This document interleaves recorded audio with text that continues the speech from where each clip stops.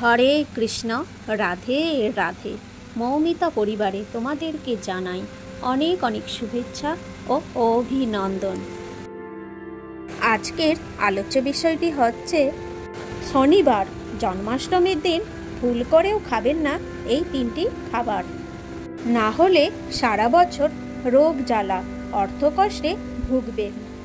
হ্যাঁ শ্রোতা বন্ধুরা, এই তিনটি খাবারের মধ্যে আপনারা যদি একটি খাবারও ভুল করেও খেয়ে ফেলেন তাহলে কিন্তু আপনাদের সারা বছর দুঃখ দুর্দশার মুখে পড়তে হতে পারে।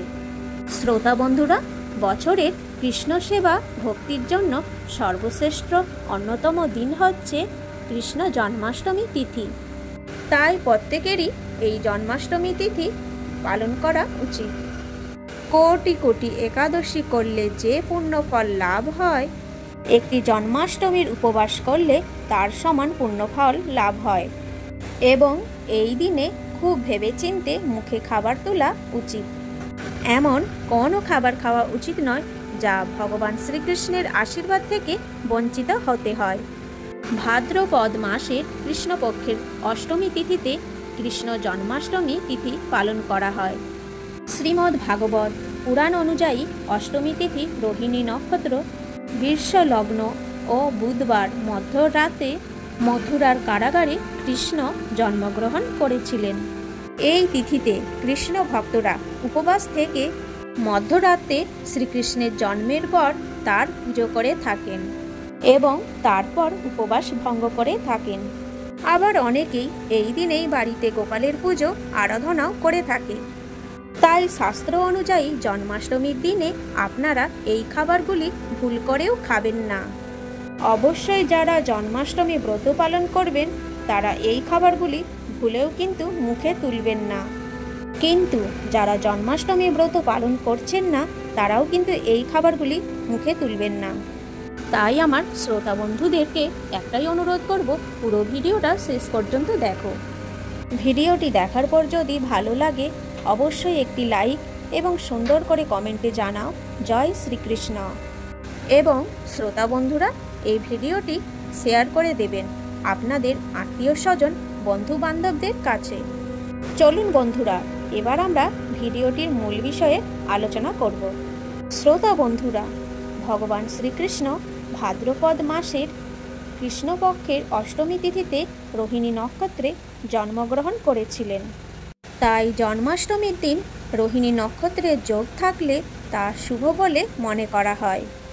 তবে এই বছর অর্থাৎ 2025 সালের জন্মাষ্টমীতে রোহিণী নক্ষত্রের যোগ থাকছে না, কারণ রোহিণী নক্ষত্রের সময়কাল শুরু হচ্ছে নবমী তিথি অর্থাৎ 17ই আগস্ট রবিবার। বন্ধুরা, জন্মাষ্টমীর আগের দিন, জন্মাষ্টমীর দিন, জন্মাষ্টমীর পরের দিন, এই তিনটে দিনে খাবারের কিছু বিধিনিষেধ মেনে চলতে হয়, না হলে পূজার সম্পূর্ণ ফলই বৃথা হয়ে যায়। এবার জেনে নেওয়া যাক কোন খাবারগুলি জন্মাষ্টমীর দিন ভুলেও মুখে তুলতে নেই। বন্ধুরা, যাদের বাড়িতে লাড্ডু গোপাল আছে তারা তো জন্মাষ্টমীর দিন উপবাসী থাকেন এবং রাত্রিবেলায় গোপালের অভিষেক করে তবেই কিন্তু ব্রত সম্পূর্ণ করে থাকেন এবং গোপালের প্রসাদ গ্রহণ করে থাকেন।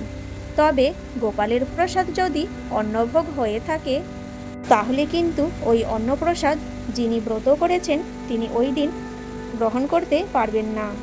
আপনারা চাইলে উপবাস ভাঙার পর কিছু অনুকল্প প্রসাদ গ্রহণ করতে পারেন। অনুকল্প প্রসাদ অর্থাৎ একাদশীর দিন যে খাদ্য খাবার গ্রহণ করে থাকেন, যারা উপবাস থাকবেন তারা সামান্য জল বা ফলাহারও করতে পারেন। কিন্তু কিছু কিছু খাবার আছে যেগুলি কিন্তু জন্মাষ্টমীর দিনে ভুল করেও মুখে তুলবেন না। শাস্ত্র মতে জন্মাষ্টমীর দিনে কিন্তু ফলাহার করা যেতে পারে, অর্থাৎ টাটকা ফল, ডাবের জল, ড্রাই ফ্রুটস যেমন কাজু কিশমিশ, কাঠবাদাম, আখরোট ইত্যাদি খেতে পারেন। কারণ জন্মাষ্টমীর দিনে অন্য জাতীয় খাবার এবং আটা ময়দার খাবার খাওয়াও চলে না। জন্মাষ্টমী ব্রত যারা করবেন তারা আগের দিন নিরামিষ আহার গ্রহণ করবেন। এবং জন্মাষ্টমীর পরের দিনও নিরামিষ আহার গ্রহণ করা উচিত। অর্থাৎ জন্মাষ্টমীর আগের দিন বা পরের দিন সাত্ত্বিক খাবার গ্রহণ করা উচিত। আমিষ খাবার যেমন মাছ, মাংস, ডিম এই সব কিছুই জন্মাষ্টমীর আগের দিন বা পরের দিন খাওয়া একদমই চলে না। যে কোনো ব্রত উপবাসেই আগের দিন নিরামিষ এবং পরের দিনও নিরামিষ খাওয়া উচিত। উপবাসের দিন ফল খাওয়া যেতে পারে। যদি কেউ জন্মাষ্টমীর দিন নির্জলা উপবাস থাকতে না পারেন তাহলে জল, ফল এইসব খেতে পারেন। উপবাসে প্রোটিন, ফাইবার, কার্বোহাইড্রেট ও খনিজের মতো নানা পুষ্টিগুণ সমৃদ্ধ ফল উপবাসের দিনগুলিতে শরীরের এনার্জি যোগাতেও সাহায্য করে, পাশাপাশি রোগ প্রতিরোধ শক্তিকেও মজবুত করে। তাছাড়াও জন্মাষ্টমীর দিনে আপনারা দুধ, দই এইসবও খেতে পারেন। যারা একদমই ফলাহার থাকতে পারেন না তারা সাবুদানাও খেতে পারেন। তবে নুনের তৈরির কোনো জিনিসই যদি খেতে হয় তাহলে কিন্তু সাদা নুন খাবেন না, সন্ধক লবণ ব্যবহার করবেন। উপবাস থাকলেও অনেকেই চা বা কফি পান করে থাকেন। তবে উপবাসে চা বা কফি পান করা থেকে বিরত থাকা উচিত, কারণ এইসব জিনিসগুলি অ্যাসিডিটিকে আরও বাড়িয়ে তুলতে সাহায্য করে। এছাড়াও বলি, যারা কিন্তু উপবাস করবেন না তারাও এই আমিষ জাতীয় খাবার মুখে তুলবেন না। বন্ধুরা, জন্মাষ্টমীর উপবাসে পঞ্চরবি শস্য কিন্তু মুখে তুলতে নেই। জন্মাষ্টমীর দিন গোপালকে অবশ্যই নারকেলের তৈরি বা তালের তৈরি কোনো খাবার তৈরি করে অবশ্যই দেবেন, কারণ গোপালের অত্যন্ত পছন্দের ফল হলো তাল। কিন্তু আপনি জন্মাষ্টমীর ব্রত পালন করেছেন, মাঝরাতে গোপালের পুজো করার পর ব্রত ভাঙবেন, তাহলে কিন্তু সেই সময় নারকেলের তৈরি বা তালের তৈরি কোনো খাবার খাবেন না। গোপালের প্রসাদ হলেও ওই দিন কিন্তু নারকেল বা তাল খাওয়া উচিত নয়।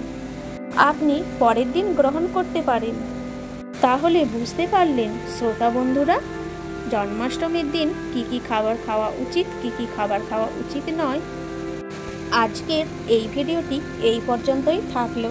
সকলেই ভালো থেকো, সুস্থ থেকো আর ভালোবেসে বলো রাধে রাধে।